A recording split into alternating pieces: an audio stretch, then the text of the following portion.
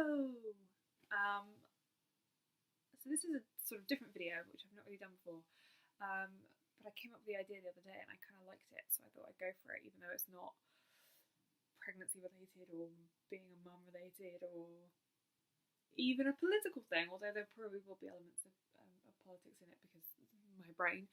But yeah, it's going to be a new series. I came up with the idea, I really liked it, and it felt quite natural, which I'll explain in a moment. So here we go. It's my new series called What Would I Say? Now, I have always been someone who talks to themselves out loud, as if in a conversation with someone else, as if there was someone else in the room, which there never is. And when I was a kid, I could always pass it off as having an imaginary friend, even though there was never anyone there. And as an adult, as a parent, I used to pretend when like Rufus was in the buggy that I was talking to him. But really, I've just been talking to myself this whole time. And one of the things that I used to do, part of this, was imagining what I would say to people if I met them, people that inspired me, people that were celebrities or in some way influential to me. And if I ever got the opportunity to meet them, what I would like to say to them. Because let's face it, even if I did meet them, I would never have the bravery to actually speak to them. I'm far too uncool for that. But I kind of I've always had that thought. You know, the only reason I've ever wanted to be famous is to get on talk shows, to meet, you know, people, or go to these events where you meet the people that have meant so much to you. I don't care about the rest of it. I just want to be able to meet them and be like, I love you. But this is sort of my slightly more eloquent, articulate way of saying I love you, because it's going to be more, just hopefully more, more than that. Otherwise, this is a very quick video.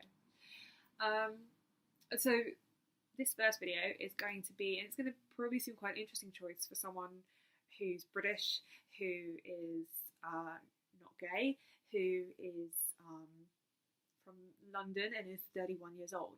But my first choice is Ellen DeGeneres. Now, when I was growing up, my dad and I watched sitcoms. We watched American sitcoms almost exclusively. We were big fans. I watched Friends from the pilot episode the first time it was ever shown, you know, not in reruns. I watched it when it was first shown on Channel 4 and I loved it, and it was like a whole new world opening up.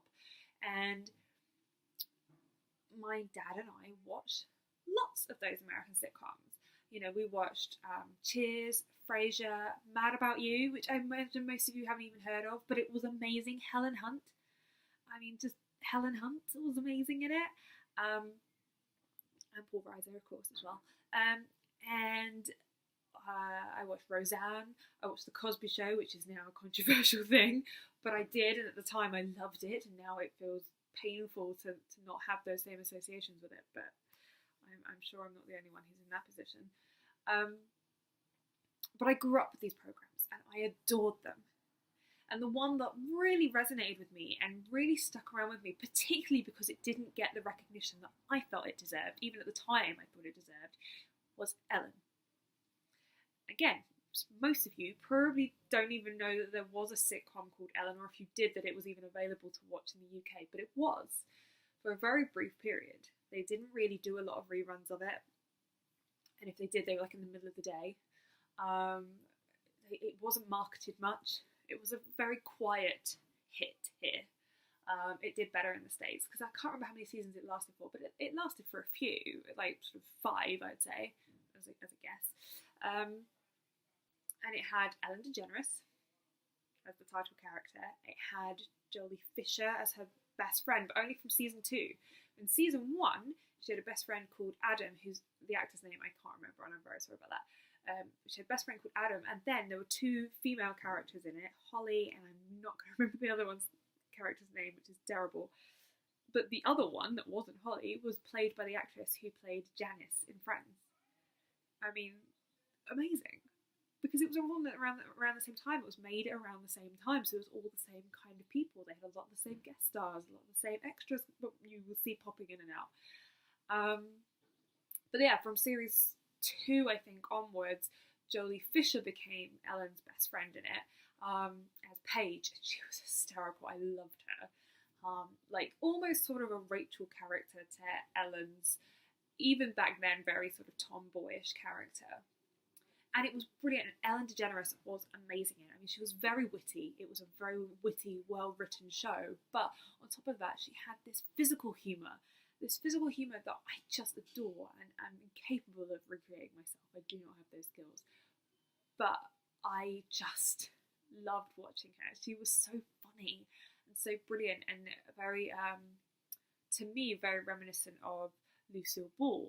Again, a lot of Brits aren't going to know I Love Lucy, or if they do, they're only going to know it as references in other shows. But I had watched some episodes of I Love Lucy, and I knew Lucille Ball. I knew the kind of physical comedy she had, and Ellen DeGeneres kind of emulated that in her performance. And she was just hilarious. She was so funny. Now, the programme came to an end for a really ridiculous reason. It was ridiculous back then, but given the world we live in now, it's incredible to believe that it happened when it was only the 90s, in my lifetime. But Ellen DeGeneres, when she started making the show, was already, she was a lesbian from birth, I suppose, but she was already sort of aware that she was a lesbian. She had girlfriends. She tragically lost a girlfriend in a car accident in her early 20s. So she's, it wasn't like she was hiding it from herself, but she wasn't out publicly. She wasn't talking about it. She wasn't out in the press talking about it, because in the 90s, people generally didn't that much. But I don't think she sort of worked actively to hide it, but she wasn't openly talking about it. And her character on the show wasn't gay, or at least wasn't aware that they were gay. They were dating men. She was dating men. But she felt very strongly that she wanted her character to come out, and that she herself could then come out publicly. And she thought it was a really important thing, and it actually did fit with the character of Ellen on the show. It did kind of make sense with the things that had happened up until that point. And the network didn't want her to do it. They were really scared of what that would mean, what that would look like. This was a time where there were no gay characters on any show, or if they were sort of caricatures, and they certainly weren't the leading role. But she pushed and pushed for it, and she said, and I heard this the other day on a podcast she was on, that she pushed for it because, at the end of the day, they can just put on another show. If the show flops or has to cancel after it, they can just find another show to put on. It's actually her that's risking the most by doing this, because it could be the end of her career, which seems awful that it would be the end of your career, but at that time that was the case. So she pushed for it. They let her do it, and she had this storyline with Laura Dern, where she fell in love with her and then realised, oh wait, I'm gay. And there's this wonderful moment, and I still remember it so clearly, in the episode, the coming out episode, which, by the way, was a huge audience success. Audiences loved it. But she's at the airport. She's trying to convince Laura Dern's character not to leave, not to get on the plane, and to stay there. So she says, she's sort of like, she's trying to scare it. She's trying to get the words out. She's struggling to say, I'm gay. And then she leans across a podium, at the airport gate, and says, I'm gay. And there's like a microphone there, so it amplifies across the whole terminal.